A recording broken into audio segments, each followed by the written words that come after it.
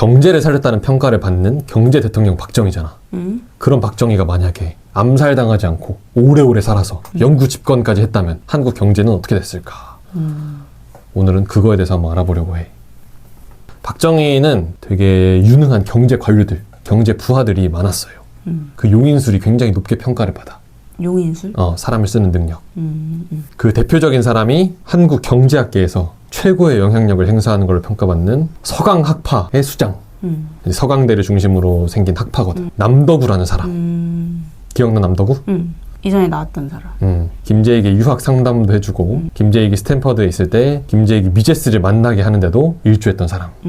그 남덕우가 박정희 정부의 재무부 장관, 이제 나중에 부총리까지 되는 아주 경제 쪽의 핵심이었어요. 근데 이 남덕우가 이제 1970년대 중반쯤부터 보니까 한국 경제가 이전 같지 않아. 뭔가 한계가 왔어. 자기부터도 일단 그 박정희 정부의 경제에 청사진을 짠 사람이고 강력한 정부 주도의 경제개발 드라이브의 핵심 역량이고 가장 큰 기여를 한 사람 중에 한 명이고 이런데 이제 그거에 한계가 다다른 것 같은 거야. 경제가 무너져 내려가고 있는 게 보이는 거야. 중앙은행에서 돈을 잔뜩 뽑아. 적자가 계속 쌓여. 물가가 계속 올라. 온갖 부문에서 적신호가 켜졌어. 이제 정부가 조금 규모를 줄이고 시장 중심의 개혁을 해서 물가 안정을 가장 최우선으로 생각하는 변화가 필요해요. 하부 기관과 연구 기관에서는 계속 이대로 가다가는 망한다 뭐 이런 보고서들이 계속 올라온단 말이에요. 나도 동의가 돼, 남덕우도. 근데 정작 박정희한테 보고를 못해. 왜일까? 박정희는 자기 자신과 자기의 정부가 경제를 성장시켰다고 강력하게 믿고 있었어. 정부가 주도적으로 투자하고 막 공장 짓고 기업들 지원하고 이렇게 해왔으니까 이런 것들이 실제로 경제를 살렸다. 이렇게 눈에 보이니까 박정희는 자기가 경제를 살린 거라고 믿고 있었던 거야. 정부 주도의 강력한 경제 개발이 이 한국 경제의 원동력이었다고 생각을 하고 있었던 거야. 근데 사실 박정희 정부가 기업들의 판을 깔아줬고 이제 그들이 마음껏 날뛸 수 있게 해줬고 뭐 이런 평가를 받을 수는 있겠지만 사실 거기서 물러났어야 되는 거거든. 정부의 역할은 딱 거기까지였어야 되는 거야. 기업을 지원한다고 이제 더 날뛰게 되면 특혜가 되는 거고 돈을 더 많이 뽑아서 보조금을 주면은 그것도 독점이 되고 경쟁을 해치고 물가를 상승시키고 하는 원인이 되는 거란 말이에요. 그런 정부의 과도한 투자와 지원이 엄청난 적자와 물가 상승을 불러일으켜온 상황이 돼버린 거야. 자, 한번 예를 들어보자. 박정희는 기업들을 지원하는데 아주 진심이었어. 물심양면으로 지원을 아끼질 않았어. 근데 그런 것들 중에 대표적인 게 기업들한테 돈을 완전 쉽게 빌려주는 거야. 완전 낮은 금리로. 이렇게 되면 기업들은 너나 할 거 없이 다 돈을 쉽게 빌려서 생산을 엄청 많이 해요. 이른바 과잉 생산이야. 정부가 경제에 개입을 안 하면은 기업은 자연스러운 시장의 이자율에 딱 맞춰서 지금 이 사회에 생산이 얼마나 필요하겠구나. 이걸 잘 판단을 해가지고 적정량의 생산을 내놔요. 그러니까 공급이 아주 원활하게 소비자의 수요에 맞춰서 내놓아진단 말이야. 근데 정부가 이자율을 강제로 낮춰. 기업에게 돈을 빌려주기 위해서. 그러면 기업은 판단착오를 할 수밖에 없는 거예요. 이자율이 낮네? 우리 돈 많이 빌려가지고 많이 생산하면 되나 보다. 이런 판단착오를 할 수밖에 없는 거야. 근데 대부분의 기업들이 돈을 쉽게 빌려가지고 이렇게 생산을 엄청 많이 내놓는 과잉 생산의 지경에 이르는 거지. 근데 소비자들은 나중에 그 생산물들을 다 사고 다 구매하고 다 소비할 여건이 안 되거든. 저축이 부족하단 말이에요. 그 저축의 양이 이자율이 결정하는 건데 그 이자율이 왜곡돼 버렸으니까 실제 소비자들의 저축량, 소비할 수 있는 여건과 전혀 다른 엄청나게 많은 생산이 돼버린 거야. 이러면 어떻게 되겠어요? 물건이 일단 많이 남을 것 같고 또 물건이 다 안 팔리니까 기업이 파산을 하나? 맞아, 정확해요. 진짜? 아니, 저 낮은 이자만 믿고 쉽게 돈 빌려가지고 엄청나게 많이 생산을 해버린 기업들이 물건이 안 팔리니까 다 망해버리는 거예요. 과잉 생산을 한 기업들에게 남은 길은 파산인 거야. 근데 궁금한 거 돈을 많이 빌린 거구나. 빌렸는데 돈을 많이 빌린 대로 빌린 돈은 갚아야 되고 또 물건 안 팔리고 이래서 파산이라는 거지. 갚는 거에 대한 건 나중으로 만약에 미룬다 하더라도 파산인 거예요. 그래. 왜냐면 그 돈을 빌려서 뭐 해? 빌려서 물건을 생산하는 거지. 근데 생산한 걸 팔아야지. 팔아야 뭔가 이윤이 나오지. 그래. 그 이윤을 통해서 뭐 갚기도 하겠지만 뭐 갚는 거 나중으로 한다 쳐도 이윤이 나와야 뭐 직원들 월급도 주고 이렇게 하는 거니까. 자, 이렇게 기업들이 동시다발적으로 파산하고 도산하는 걸 우리가 뭐라 할 수 있을까? 그게 바로 경제 위기, 불황 이런 것들인 거예요. 대공황 같은 거? 그치. 대공황이나 21세기의 금융위기들 이런 것들 다 뭐 사람들은 자본주의의 필연적인 결과물, 가만 놔두면 자본주의는 이렇게 한 번씩 무너져 내린다. 그래서 정부가 꼭 필요하다. 수정 자본주의가 필요하다. 뭐 이런 얘기들을 하게끔 하지만 우리가 지금 보아왔듯이 이 대공황이고 금융위기고 모든 종류의 경제 불황과 위기는 다 정부의 책임인 거예요. 정부와 중앙은행이 금리를 인위적으로 인하하고 돈을 왕창 뽑고 이래서 기업들의 과잉 생산을 유도하고 과잉 생산의 결과로 결국은 막대한 손실을 입게 되고 이 거품이 생겼다가 터지는 과정, 이게 경제 위기고 불황이란 말이야. 그래서 자본주의를 탓할 게 아니라 정부를 탓해야 되는 거예요. 중앙은행을 탓해야 되는 거예요. 그러니까 뭐 수정 자본주의의 아버지라고 불리는 케인스는 이런 고려가 하나도 없이 이 과잉 생산 그 당시에 소비자들이 소비를 안 하는 것처럼 보이는 거야. 쟤들 왜 소비를 안 할까? 경기가 얼어붙었기 때문이구나. 쟤들의 심리적으로 뭔가 지금 돈을 쓰기 싫어서 그런 거구나. 그러면 우리가 경기를 되게 활성화시키면 되겠구나. 돈을 더 늘려. 돈을 왕창 뿌려. 그러면은 이제 나 돈 많이 생겼으니까 소비 많이 해야지 하면서 그 소비자들이 소비를 많이 할 거라고 생각을 했던 거예요. 완전히 멍청한 착각인 거지. 사람들의 저소비가 왜 일어나는지에 대한 고려를 전혀 하지 않고 이 과잉 생산이 왜 일어나는지에 대한 고려를 전혀 하지 않고 그냥 사람들이 소비를 안 하는 그 모습만 보고 이거는 소비자들이 위축됐기 때문이다. 돈을 더 풀어야 된다. 이런 결론을 내버린 거예요. 돈을 더 풀면 어떻게 되겠어? 순간적으로는 위기가 드러나지 않고 좋을 수 있겠지. 하지만 거품만 계속 쌓이는 거예요. 더 큰 위기가 발발한다는 거지. 박정희 정부는 케인스의 길을 그대로 따라갔다라는 거야. 기업들은 이제 그 쉽게 돈 빌리는 거를 마약처럼 끊을 수가 없어요. 이 정부의 보조금과 중앙은행의 통화 유입, 이걸 먹고 사는 거야. 이 마약이 돼버린 거예요, 지금. 이거 없으면은 바로 언제든 망해도 이상하지 않은 지경이 이른 거야. 물가 계속 올라. 적자 계속 쌓여. 근데 이 상황에서 그 누구도 중앙은행에서 돈 푸는 거, 돈 빌려주는 거, 이거를 멈추자고 말을 못해. 말하는 순간 파산이니까. 이미 위기의 국면으로 들어와 있지만 눈으로 드러나진 않는 거야. 아무도 그거를 벌겨 벗기자. 이제 우리가 진짜로 현실을 직시하고 다시 새롭게 시작하자라고 말을 못하는 거예요. 그게 박정희 정부 1970년대 중반부터 시작된 한국 경제의 병폐였던 거야. 만약에 남덕우가 지금 생각하고 있던 대로 남덕우에게 올라왔던 그 보고서의 내용들대로 노선을 틀어 정부의 살을 깎고 시장 중심의 개혁을 진행해. 이건 그 자체로 뭐냐면은 이때까지 박정희와 박정희 정부가 걸어왔던 모든 길이 다 틀렸다라는 걸 입증해버리는 거거든. 자인하는 꼴이란 말이야. 그치. 자, 안 그래도 지금 독재자로 욕먹고 있는 상황인데 내가 지금 경제 업적 하나로 버티고 있는 거잖아. 근데 내 경제 업적이 사실은 다 허상이고 이때까지 내가 틀린 길을 걸었다는 걸 입증해봐. 그거를 자인해봐. 자부심과 평판이 아작나는 거는 물론이고 이제 정치인으로서의 생명도 위험해지는 거란 말이야. 남덕우는 그런 박정희에게 차마 보고는 못 올리고 계속 노심초사하면서 세월을 보내고 있었던 거야. 남덕우는 이미 이제 미제스주의자였어요. 남덕우는 미제스 정도는 아니었고 딱 밀턴 프리드먼 정도? 프리드먼? 그러니까 미제스는 중앙은행에서 돈 뽑는 거 아예 반대하고 완전 이제 금 같은 현물 화폐, 실제 어떤 물건, 그러니까 정부가 뭐 이렇게 지폐를 뽑는 그런 게 아니라 실제 물건을 갖다가 화폐로 사용해야 된다. 대표적으로 금이 될 수 있고 이런 걸 주장했던 사람이고 프리드먼은 다른 것들에 대해서는 되게 자유시장을 옹호하고 하는데 미제스보다 조금 더 이제 정부의 개입을 많이 허용했던 측면이 있어요. 예를 들면 복지도 조금 더 미제스보다는 얘기 많이 했고 가장 대표적으로는 이제 중앙은행에서 돈을 뽑는 거를 프리드먼은 필요하다고 생각했어. 필요하다고 생각해? 그러니까 케인스와 마찬가지로 경기가 굉장히 좀 침체돼 있어. 그때는 돈을 뽑아야 돼. 근데 경기가 과열돼 있어. 이러면 그때는 중앙에서 돈을 뽑는 거 멈춰야 돼. 이거 왔다 갔다를 잘해야 돼. 케인스가 계속 뽑아야 된다라고 주장했던 사람이라면은 밀턴 프리드먼은 이거 왔다 갔다 해야 된다라고 하는 사람인데 이 왔다 갔다 해야 된다라는 이 사상 자체에도 뭐가 있어요? 이미 케인스적인 사고 방식과 전제가 있잖아. 그러니까 미제스 입장에서는 프리드먼은 완전히 용납할 수가 없었던 거지. 아무리 프리드먼이 자유시장의 대가로 불리고 아군의 투사로 자리매김을 한 스타였어도 프리드먼은 실제로 노벨 경제학상도 받았고 대중의 인기도 되게 많은 그런 사람이었단 말이야. 근데 인정할 수가 없었던 거야. 그래서 미제스가 프리드먼한테 한 번은 사회주의자라고 욕한 적도 있어. 앞에서 대놓고. 그러니까 남덕우는 딱 그 프리드먼 정도였던 거지. 그래서 남덕우는 보고서를 제출하거나 박정희에게 직접 보고를 올리는 대신 장차 이 정책의 기조를 바꾸는 데 큰 영향을 끼치게 될 실제로 그런 생각들을 열린 생각들을 하고 있었던 두 사람을 기용하게 돼요. 그 둘 중 한 명은 강경식이라는 사람이었고 나머지 한 명은 우리의 주인공 김재익이었어요. 김재익은 미제스가 죽었던 1973년에 유학 생활을 다 마치고 귀국을 했다 그랬잖아. 원래는 기존 직장이었던 은행? 중앙은행으로 돌아가려 했지. 한국은행으로. 근데 미국에서 박사까지 따고 온 천재 한 명이 귀국을 했다. 이런 소문이 관가에 쫙 퍼진 거야. 그래서 청와대에서 김재익을 스카우트를 한 거지. 청와대 비서실장이었던 김정렴이라는 사람이 김재익을 스카우트를 해가지고 경제비서관이었던 김용환이라는 사람 밑으로 집어넣었어요. 그렇게 들어갔구나. 이렇게 김재익의 관료 생활이 드디어 시작이 됐어요. 근데 그 상관이었던 김용환이라는 사람은 김재익을 별로 높게 평가하지 않았어. 그리고 어차피 파견직이어가지고 금방 다시 한국은행으로 돌아갈 수도 있는 상황이었어. 뭐 상관도 높게 평가 안 해. 어차피 파견직이야. 그래서 뭐 관료 생활이야. 뭐 잠깐 하고 끝나는 거인 줄 알았지만 이때 개입을 한 게 바로 남도구였던 거야.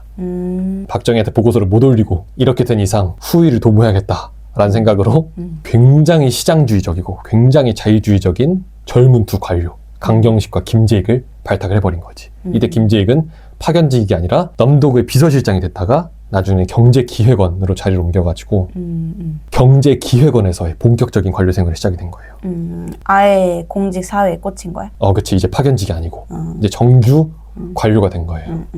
근데 예전에 상관이었던 김용환이 그랬듯이 경제기획원 내부에서도 김재익을 높게 평가하는 사람은 거의 없었어. 다 김재익을 그냥 뭐 미국에서 공부나 하고 책상 물림, 이론에만 빠삭한 사람, 실물 경제는 하나도 모르는 그런 바보, 이상론자 이렇게나 생각을 했던 거야. 그러니까 김재익은 지위가 굉장히 낮은데도 이미 그때부터 목소리를 내기 시작했거든. 이렇게 나가야 된다. 이렇게 바꿔야 된다. 완전 지금 정부의 기조와 딴판인 정책들만 계속 제안을 하고 있었던 거야. 그러니까 당연히 왕따가 될 수밖에 없죠. 그 당시 한국에는 뭐 자유시장 경제학이라는 개념 자체가 아예 없었어요. 그런 걸 얘기하고 있는 김재익은 그 사람들 눈에는 완전 이상주의자, 헛소리는 해대는 사람, 몽상가 이렇게 보였겠지. 이렇게 공무원 동료들 사이에서는 되게 찬밥 신세였는데 뭐 청와대든 경제부서든 이렇게 출입하는 출입 기자들이 있단 말이야. 이 사람들은 항상 거기 눌러 앉아가지고 뭐 인터뷰하고 뭐 취재하고 이러는 거거든. 어떤 정책이 나오나 이런 거 하는 사람들이란 말이에요. 이 기자들 눈에 보기에는 이 김재익이라는 사람 이때까지 관료들과 완전 너무 딴판인 거야. 뭔가 다른 세계관의 사람인 것 같은 거야. 그때부터 기자들 눈에 그게 보인 거지. 아주 온화하게 모든 만나는 사람마다 앉아가지고 막 설득을 해. 왜 자유가 필요한지, 왜 한국에 시장이 필요한지, 대박. 왜 정부가 살을 잘라내야 되는지. 설득의 명수야. 만나는 사람마다 김재익의 말을 진지하게 듣기로 다짐을 하기만 한 사람이면은 모두가 김재익의 매료가 되는 거야. 특히 기자들 그런 사람들은. 이 모든 만난 사람들에게 또 어떤 책 한 권을 줘요. 꼭 건넸어. 설마. 미제스의 자본주의 정신과 반자본주의 심리라는 책이에요. 이 당시 출입 기자였다가 나중에는 이제 문화일보라는 신문사의 사장이 됐던 손광식이라는 분이 있는데 이분은 이 당시 김재익을 이렇게 회고를 했어. 이때 김재익은 한 권의 책을 들고 나왔다. 나도 파란 표지의 비공식 간행물인 그 책을 받았다. 총칼과 돌멩이로 뒤덮인 난세의 전쟁터에 그는 한 권의 책을 무기로 들고 나온 것이다. 지금 뭐 박정희 정부는 완전히 정신 못 차리고 정부 주도로 끝까지 가고 있고 박정희 정부의 독재에 반대해서 학생들은 엄청나게 격렬한 민주화 투쟁을 하고 있고 이 최루탄과 돌멩이, 총칼이 맞서고 있는 그 시대에 김재익은 꿋꿋하게 자기의 길을 걷고 있었던 거야. 이렇게 열심히 설득을 사람들을 하고 브리핑을 이렇게 하고 하다 보니까 나름대로 좋은 동료들도 많이 생겼어. 경제기획원에서.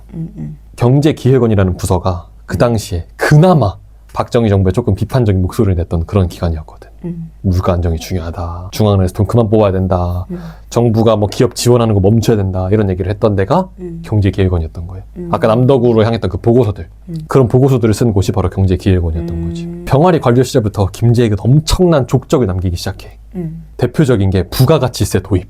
그때까지는 부가가치세라는 세금이 없었거든. 근데 이거를 강력하게 주장을 했고 결국은 이뤄낸 거야. 오, 그때 딱 이뤄낸 거예요? 자기가 경제기획원 안에 있을 때? 그치. 1970년대 중후반 때. 오, 되게 직급이 낮지 않았어요? 그치. 낮았는데도 불구하고 그런 일이 벌어진 거야. 근데 김재익이 정확히 이걸 밀어붙인 시점이 언제냐면은 아까 그 김재익을 별로 안 좋게 생각했던 김용환이라는 사람 있지.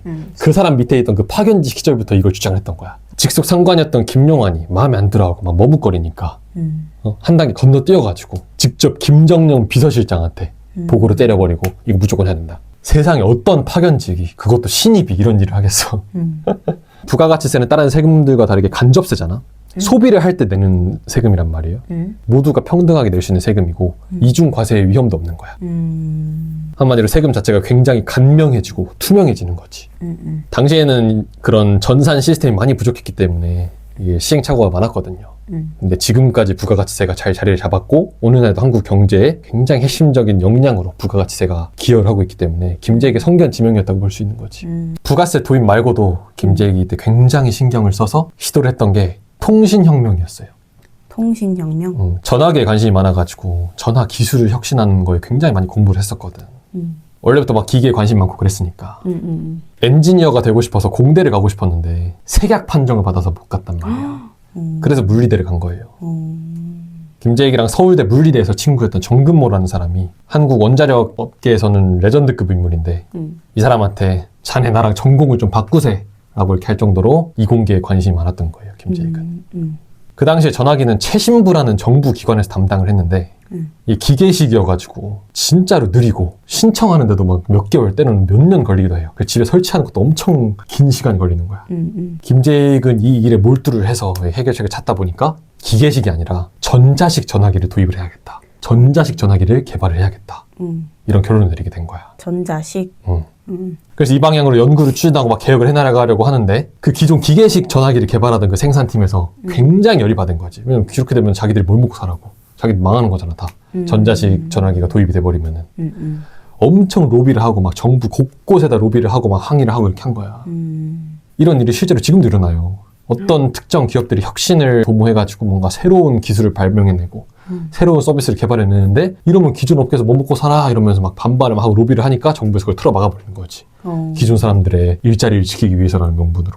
뭐 대표적인 게 이제 택시 업계를 지키기 위해서 뭐 타다 같은 서비스들을 강제로 막 중지시킨다든지 하는 그런 것들이 있지. 발전이 없네. 그치, 발전이 없는 거지. 옛날로 치면은 영국 산업혁명 때 자동차가 개발이 돼서 마차들이 돈 벌 일이 없어진 거야. 그걸 막기 위해서 어떤 규제가 있었냐면은 정부에서 그 마부들의 일자리를 지켜주기 위해서 자동차 앞에 어떤 사람이 빨간 깃발을 들고 계속 가게 한 거야. 속도 규제를 한 거지. 그걸 적기조례라 그래요. 그거랑 똑같은 거예요. 그때도 벌어지고 지금도 벌어지고 있는 거야. 정부는 항상 그러니까 혁신의 적인 거지. 그래서 그때 전자식 전화기의 도입은 실패로 끝났고 실패로 끝난 것도 모자라서 김재익은 워낙 그런 항의를 많이 받았기 때문에 중앙정보부에 끌려가가지고 조사까지 받았어. 진짜? 헐. 뭐 특정 기업한테 뇌물 받고서 너 이런 일 지금 벌인 거지. 이런 혐의를 뒤집어 쓴 거지 이제. 헐. 뭐 죄가 없었으니까 당연히 김재익이 무죄로 풀려나긴 했지만 얼마나 상심이 컸겠어. 순수한 의도로 지금 기계식 전화기의 폐해를 발견하고 통신혁명을 한번 시도해보고 싶었는데 다른 누구도 아니고 나라에게 막힌 꼴이었으니까. 아니 나는 누가 봐도 혁신적이고 이건 엄청난 건데 딱 이렇게 주장을 했더니 끌려간 거잖아. 그치. 그치. 나였으면 포기했다. 근데 김재익은 포기하지 않고 이 꿈을 나중까지 잘 간직하고 있다가 전두환 정권의 실세가 됐을 때 다시 통신혁명에 불을 지피게 되는 거예요. 다행이다. 근데 김재익의 상심이 얼마나 컸겠어요, 진짜로. 이때부터는 약간 현타가 빡세게 왔던 것 같아. 김재익 눈에는 한국이 망해가는 게 보였거든. 총통화 증가율 40%, 예산 증가율 30%, 부동산이랑 주가 포함 모든 물가가 다 폭등이에요. 외신에서도 다 한국 경제가 파산으로 가고 있다고 보도하고 있어. 박정희가 심혈을 기울여서 투자한 중화공업도 점점 더 과잉 생산이라는 게 드러나고 있었고 김재익이랑 강경식 이 사람들은 계속해서 안정화 정책 보고서를 올려가지고 이거 제발 박정희 대통령께 좀 가져다 주세요 이렇게 애원하다시피 하고 있었는데 남덕우는 계속해서 망설이고만 있었고 왜 안정화 정책이라고 하냐면은 이때 당시에 박정희나 남덕우 같은 정부 중심의 경제 개발을 했던 사람들을 성장론자 이렇게 불렀고 김재익이나 강경식 같은 물가 안정을 중시하고 시장주의적 개혁을 추구했던 사람들을 안정론자라고 이렇게 부르더라고. 되게 역사적인 용어예요. 근데 나는 물론 이런 용어를 좀 별로 내켜하지 않아. 왜냐면은 안정론자들의 주장이 안정만 추구하는 게 아니거든. 경제 개발, 경제 성장, 혁신 이런 것도 다 그 당시 안정론자들이 주장했던 시장주의적 개혁을 통해서만 가능한 거야. 정부 주도로는 그런 게 안 되는 거란 말이에요. 정부는 절대로 경제를 성장시킬 수가 없어요. 뭐 어쨌든 우리도 역사적 용어이기 때문에 안정론, 안정화 정책 이런 용어를 앞으로 쓸 거예요. 알겠어요. 남덕우를 비롯한 박정희의 직속 부하들은 뭐 아무것도 못하고 계속 기도 메타로 버티고 있었던 거야. 이게 1970년대 후반기의 모습이에요. 근데 시간이 지나면서 박정희도 사태의 심각성을 조금씩 느끼기 시작하는 것 같아. 왜 그런 일이 벌어졌냐면은 이제 자기가 심혈을 기울여서 투자했던 중화공업 단지들을 한번 전국 순례를 했거든. 근데 공장이 다 나해가 빠져 있어. 막 놀고 있어. 노는 설비들이 너무 많은 거야. 아, 이게 과잉 생산이라더니 진짜구나. 현실을 깨달아버린 거지. 그래서 결국은 남덕우를 경질시키고 안정화 정책의 기수였던 신현확이라는 사람이 있었거든. 그 사람을 경제부총리에 앉혀요. 그리고 그 신현확의 주도하에 4월 17일 4.17 안정화 대책이라는 게 마련이 돼가지고 박정희 정부에서 처음으로 물가 안정을 가장 최우선으로 한 안정화 정책에 기반을 둔 개혁을 실시한 거예요. 들어본 것 같아. 4.17 안정화 시책은 김재익이나 강경식 같은 경제기획원 사람들이 밤을 새워가면서 만든 작품이었어. 대박. 그동안의 정부의 기조를 싹 바꾸는 내용이었지 아주. 신현학은 또 대쪽 같은 사람이어가지고 남도구와 다르게 박정희한테 할 말을 다 했어. 그냥 박정희가 뭔가 하려 한다 바로 반대하면서 지금 우리 안정화해야 됩니다. 이렇게 딱딱 나설 수 있는 사람이었던 거야. 근데 이때부터 이제 기존의 성장론자들과 안정론자들 사이의 경쟁이 피튀기기 시작됐던 거예요. 기존 박정희의 총애를 받던 사람들은 얼마나 신현황이 미워 보였겠어. 물론 남도구는 좀 그러진 않았어. 그렇게 속 좁은 사람은 아니었고 그 외에 다른 성장론자들은 경제기획원 사람들이나 신현학을 완전히 콧각이 봤던 거지. 그 중에 한 사람이었던 상공부 장관 최각규라는 사람은 신현학이 잠깐 외국 출장 나가 있을 때 신현학이 그렇게 반대했던 기업들에게 돈 빌려주고 지원해주는 그 수출금융정책 이거를 발표해버리는 거예요. 말도 없이. 그래서 이때 신현학이 열 이빠이 받아가지고 나중에 박정희 죽고 나서 최각규를 강제 은퇴시켰어요. 이렇게 성장론자들과 안정론자들이 계속 싸우는데 박정희는 아무리 자기가 신현학을 기용을 하고 안정화를 조금 눈독을 들여도 태생이 성장론자잖아. 태생이 개발 독재자란 말이에요. 신현학의 말을 듣기가 싫은 거야. 계속 남도구를 찾고 아직도. 심지어는 신현학이 아직 1년도 안 됐는데 기용된 지 1년 만에 잘라버리고 다시 원래 그 성장론자들을 불러와서 그 자리를 채우려고 한 적도 있어. 그렇게 한 적이 있는데 안 된 거야? 오히려 그때 그 성장론자 중에 한 사람이 그래도 신현학 한 번 좀 더 믿고 기용해보자. 에? 진짜? 되게 속 넓은 사람이 있었던 거지. 그 사람이 반대해가지고 겨우 안 잘린 다시. 거고. 근데 이게 박정희 암살 2달 전이에요. 에? 그러니까 만약에 암살을 안 당하고 계속 살아있었으면 그 일이 실제로 벌어졌겠지. 다시 안정론자들 쫓겨났을 거고 박정희는 돈을 잔뜩 뽑는 경제정책으로 회귀했을 거예요. 근데 이게 또 박정희만 탓할 수도 없어요. 그 당시 모든 정부가 다 케인스의 노예였어. 정부가 돈을 뽑고 정부가 많은 걸 해야지 경제가 성장한다고 믿었던 시대였어. 그게 시대 정신이었던 거야. 박정희는 그 시대 정신에 충실했던 거고 박정희가 암살당하지 않았더라면은 그나마 명맥을 유지하던 안정론이 모두 척살될 예정이었고 다 잘려나갈 예정이었고 박정희는 결국 한국 경제를 파산으로 이끌었을 가능성이 몹시 크지. IMF 사태 같은 경제 위기가 한 20년은 일찍 오는 그런 일이 벌어졌을 거예요. 심지어는 박정희 암살도 경제랑 연관이 돼 있어.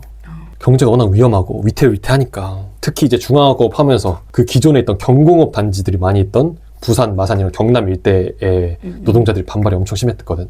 그 사람들이 일으킨 게 부마 사태라고 해가지고 엄청난 격렬한 민주운동, 박정희 정권에 대항하는 그런 운동이었단 말이야. 그때 그거 부마 사태를 막 진압하자고 박정희의 따까리였던 차지철이라는 사람 탱크로 밀어버리면 된다 뭐 이런 얘기하고 이랬던 거거든. 중앙정보부장이었던 김재규는 그걸 반대를 했던 거고 반대하면서 중앙정보부는 그때 경제기획원과 되게 소통을 많이 했어. 중앙정보부에서 뭐 걔네들은 반정부 운동한 고문하고 잡아 죽이고 이런 애들이었단 말이야. 근데 그런 애들이 안정론에 관심을 가지면서 야 이거 안정론 해가지고 경제 살리지 않으면 나라 망한다. 이렇게 생각을 할 정도였던 거야. 근데 그거 아무리 해도 박정희 말을 듣지 않으니까 중앙정보부장 김재규는 이 돌아가는 상황을 보니까 도무지 안 되겠다 싶었던 거지. 박정희를 죽였던 거예요. 그래서 신기하다. 그만큼 당시 박정희 정부의 경제 위기는 심각했던 거야. 정권의 수호자라고 불려야 마땅했던 중앙정보부에서 박정희의 경제정책에 반대하고 나섰을 정도였으니까. 어쨌든 그렇게 박정희가 암살을 당하고 한 시대가 저물게 됐어요. 대한민국은 새로운 시대를 맞이하게 됐지. 소방수 역할을 자처했던 전두환은 전에도 얘기했다시피 박정희로부터 어마어마한 선물을 받았지. 사상 최초의 마이너스 경제 성장률과 사상 최고의 물가 상승률. 과연 전두환은 이 위기를 극복할 수 있을까?